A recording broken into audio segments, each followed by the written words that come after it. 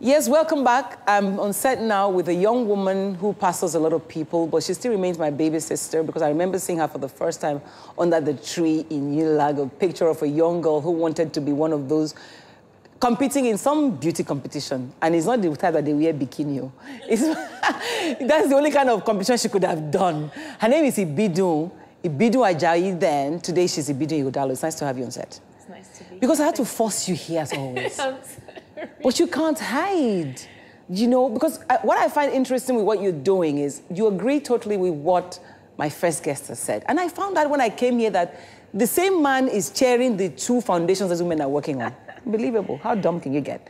But you run a foundation now for people waiting with babies. Tell me about that foundation, Pt.2 Ighodalo Foundation. It was born out of pain. You know, when you've waited.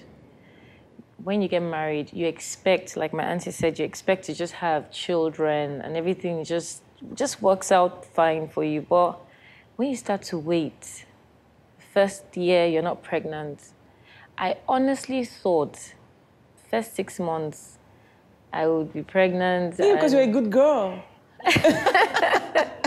But I just thought, okay, it will come. So I waited a year, 2 years, and I started getting worried. Like, what's going on? But your husband wasn't? No, he wasn't. He still isn't. He keeps saying, you know what, God's going to do it. And whatever God is going to do, let it be left undone. You know, so I held on to that.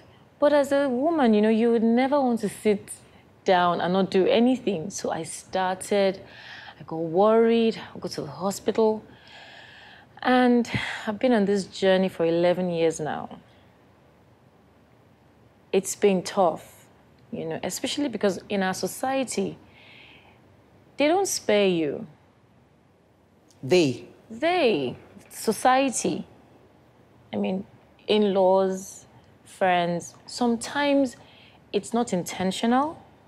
It's not on purpose. But when you're waiting on God for a child, you're so sensitive that the little things that people do get to you. They might not even know that it's getting to you.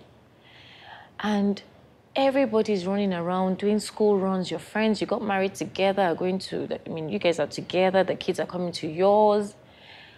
And you get back home at night and it's just you and you alone. Your husband is not enough? It gets to a point where you just really want children. You want company. I mean, your husband is your friend, he's your best friend, but you guys go to work together, you come back. After a while, you want to plan a family. You just want, you want people, you want kids around you. What I like about what you're doing is you've chosen to go beyond that. How easy was it for you?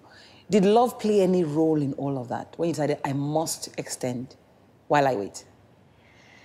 It was, like I said, it was out of pain. After going through IVF 11 times. 11 times is not a joke when you're doing IVF. And I just woke up one morning on my birthday. I usually have this thing I do, you know. I take my birthdays, I sit down, I pray. I have a conversation with God. Last year of my life, I achieved this. I would love this to happen the following year. You know, I write things down and we talk. And I said to him, I said, you know what?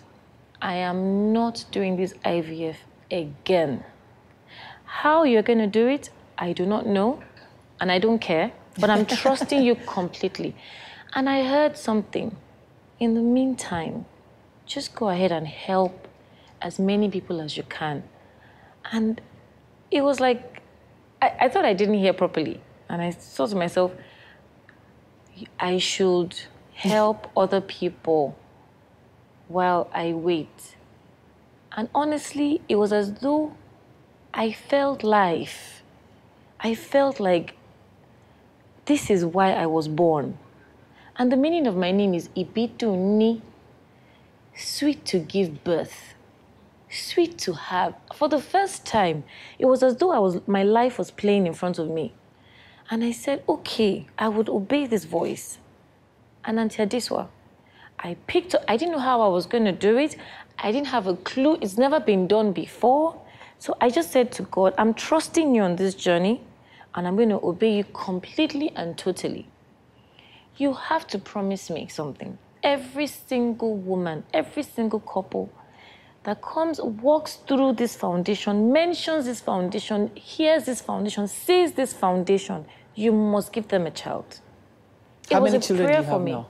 Who, me? Yes, the foundation. The children, we have 3. A set of twins and a baby girl. And honestly, it is priceless. When the first one came, how did you feel? My goodness. It's one thing to have a dream. It's another thing to actually carry. When I carried them, it was as though I was carrying my own.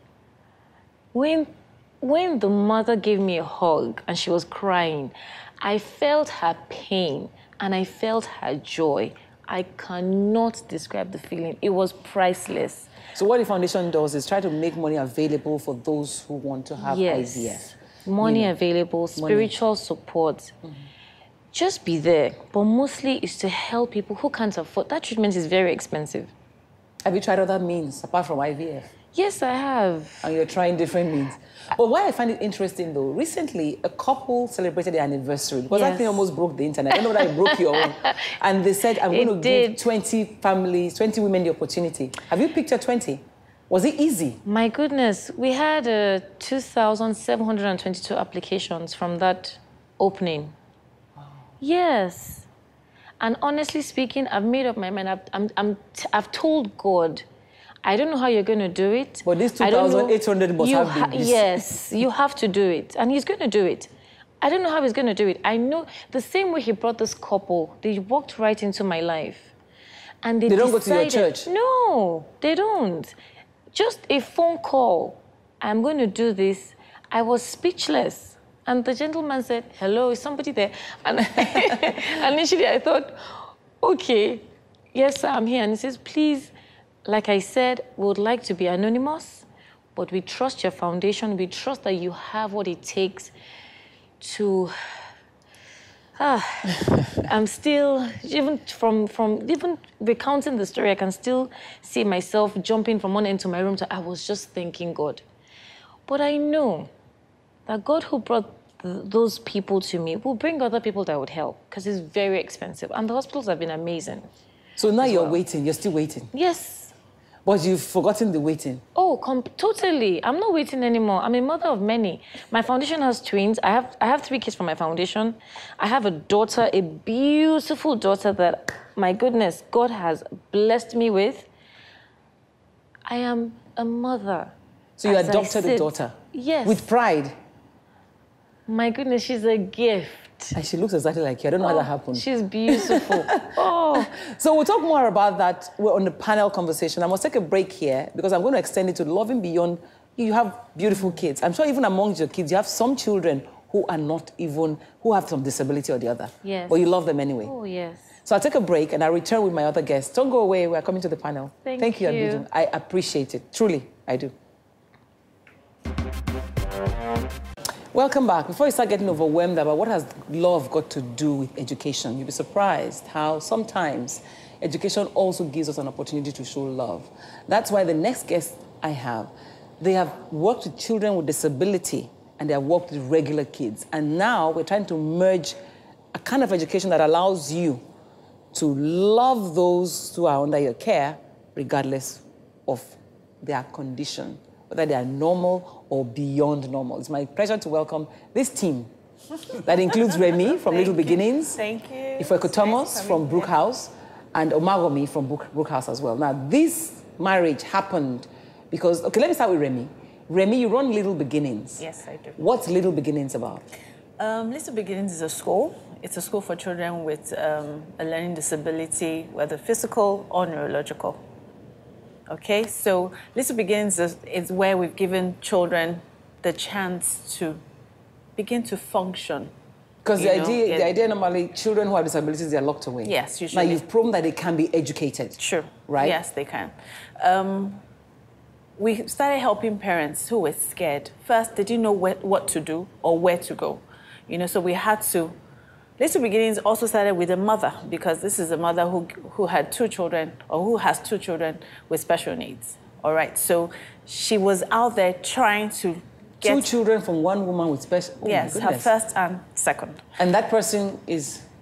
My sister. Yes, okay, and she's the founder of the school? Yes, she is.